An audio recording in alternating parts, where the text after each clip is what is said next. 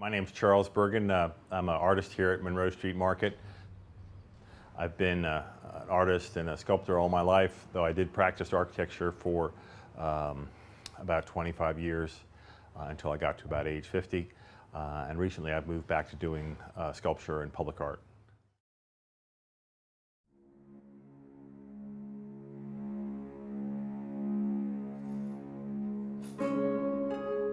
I started making stuff when I was a little kid. I think when I was 8 years old, my dad built me a little workbench in the basement with a slot for the handsaw so I wouldn't cut my fingers.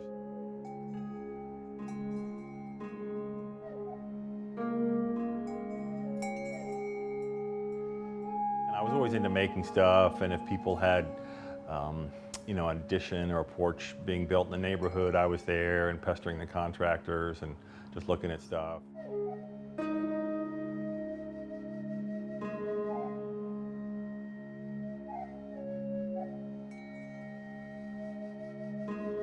When I was in high school and college, the amount of public art that was being done in the country I thought was a lot less. There's a lot of memorials and things of that nature, but now most public buildings require 1% of the contract to be public art, towards public art, and also a lot of private buildings. So there's huge opportunities, I think, for artists doing public art.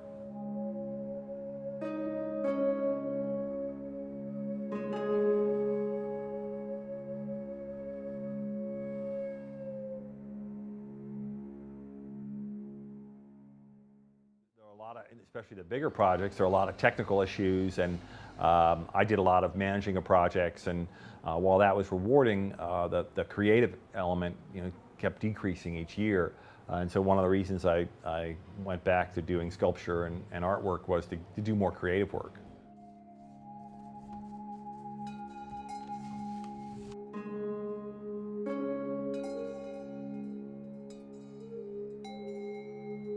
But certainly the public art has a big, and sculpture too, has a big component of organizing stuff, logistics, and things of that nature. And, but the amount is a lot less than it is in architecture.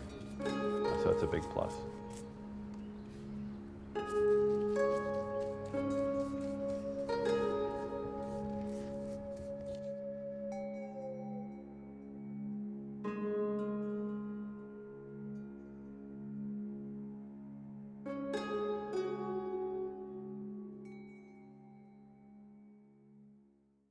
You get sculptures where you put a lot of time in, you don't get it. I was one of the 3 finalists for the Chuck Brown memorial artwork, so we put together a team, and we had a 24-foot long guitar and 8 medallions that were based on his album images from his album covers, and talked about his life and different periods in his musical career. And I thought we had a really good scheme, but we didn't get chosen, which was a big disappointment.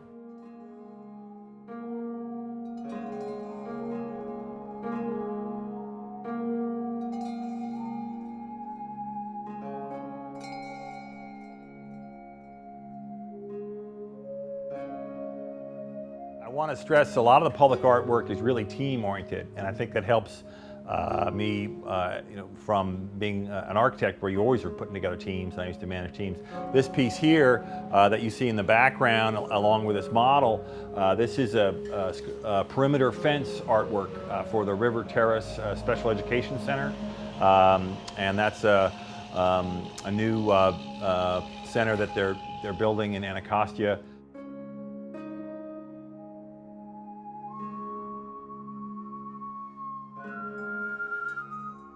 That piece here, but it's a big sculpture of a walrus. It's about the size of a large dog. It's on my website. It's done out of Western red cedar, and it's a piece I did a while ago in high school. But it's weathered very well, and it's a big sculpture, and I think has a lot of personality to it.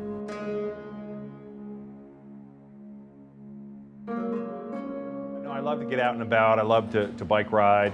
I still love architecture. I really like architecture history now more than practicing architecture.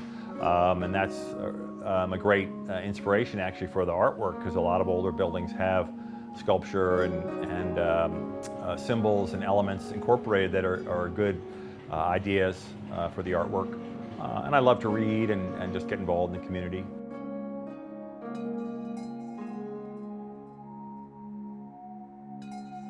What I love about aquatic animals and seals and dolphins and porpoises and octopuses like the one behind you is just the shapes and how they move and how wet and sleek they are and how beautiful they are and how they can change shapes in the water. It's really pretty exciting.